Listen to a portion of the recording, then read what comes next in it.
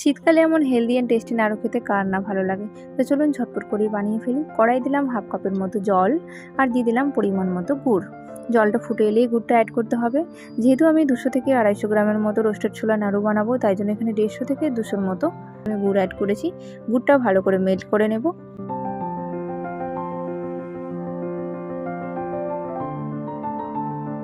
গুড়টা মেল্ট করা হয়ে গেলে এটাকে ছেঁকে নেব, কারণ অনেক সময় গুড়ের মধ্যে আমরা নোংরাও দেখতে পাই, তো সেটাকে ছেঁকে নেওয়াই বেস্ট হবে।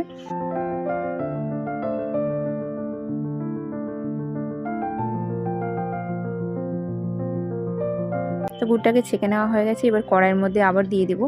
যতক্ষণ না গুড়টা ঘন হয়ে এসছে ততক্ষণ আমাকে গ্যাসের ফ্লেমটাকে লোয়ে রেখে গুড়টাকে ঘন করে নিতে হবে। এর মধ্যে আমি আদাও একটু গ্রেট করে দিয়ে দিলাম। গুড়ের মধ্যে আদা একটা গুরুত্বপূর্ণ ভূমিকা পালন করে। যে কোনো নাড়ুর মধ্যে যখন আমরা আদা অ্যাড করি তখন খেতে কিন্তু সেটা আরও টেস্টি হয়ে যায়। 3 থেকে 4 চামচের মতো তিল আমি একটা প্যানের মধ্যে ভালো করে ভেজে নেব। গুড়টা এদিকে ঘন হয়ে এসছে আর তিলটাও আমার মোটামুটি ভাজা হয়ে গিয়েছে। এবার যতক্ষণ না আঠা হয় গুড়টাকে, ততক্ষণ আমাকে এইভাবে নাড়তে থাকতে হবে। দেখতে পাচ্ছ গুড়টা আঠা হয়েও গিয়েছে আর এদিকে তিলটাও ভাজা হয়ে গেছে। এবার এর মধ্যে রোস্টেড ছোলাটাকে আমি অ্যাড করে দেব। এই রোস্টেড ছোলাটা আমি অনলাইন থেকে নিয়েছিলাম, ভালো করে পরিষ্কার করে রেখেছিলাম আগে থেকেই। অনেক খসা থাকে, তো তোমরা পরিষ্কার করে নেবে এটাকে আগে। তিলটাকেও অ্যাড করে দিয়েছি, ভালো করে দুটো জিনিস মিক্স করে নেব গুড়ের মধ্যে।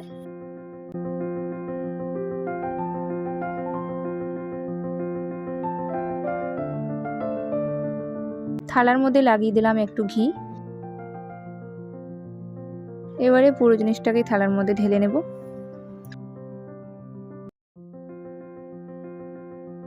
একটু ছড়িয়ে দিলাম যাতে গরমটা বেরিয়ে যায়। আর নাড়ুটা কিন্তু গরম থাকাকালীনই বানাতে হবে, তা না হলে ঠান্ডা হয়ে গেলে গুড়টা শক্ত হয়ে যায়, তখন নাড়ুগুলো বানাতে একটু অসুবিধা হয়। তাই গরম থাকাকালীনই বানাতে হবে। তাই হাতের মধ্যে একটু ঘি লাগিয়ে নিয়ে নাড়ুগুলো আমি বানিয়ে নিচ্ছি। খুব বড় না খুব ছোট না, মিডিয়াম আকারের একটা সাইজ দিয়েছি। দেখতে পাচ্ছ গোল গোল করে এইভাবে বানিয়ে নিয়েছি। শীতকালে তো সবার ঘরে ঘরে নাড়ু হয়, এই নাড়ুটাও বানিয়ে দেখবে, আশা করি ভালো লাগবে। এটা যেমন হেলদি তেমন কিন্তু টেস্টিও। দেখতে পাচ্ছ পুরো নাড়ুটাই আমার বানানো হয়ে গেছে। এরকম গোল গোল একটা শেপ দিয়েছি আমি। খুব ছোট না খুব বড় না, মিডিয়াম ভাবে বানিয়েছি। তো এটা ছোট থেকে বড় সবাই খেতে পারবে, তো অবশ্যই তোমরা বাড়িতে একবার ট্রাই করো। এরকম এয়ারটাইট একটা কন্টেনারের মধ্যে তোমরা বেশ কিছুদিন ধরে স্টোর করতে পারবে। তো এটা বানিয়ে নিয়ে আমি এই যে একটা টিফিন কৌটোয় ভরে নিয়েছি। বেশ এখন শীতকালে খাওয়া হবে কয়েকদিন। সবাই সুস্থ থেকো, ভালো থেকো, দেখা হবে পরে একটা রেসিপিতে। টাটা।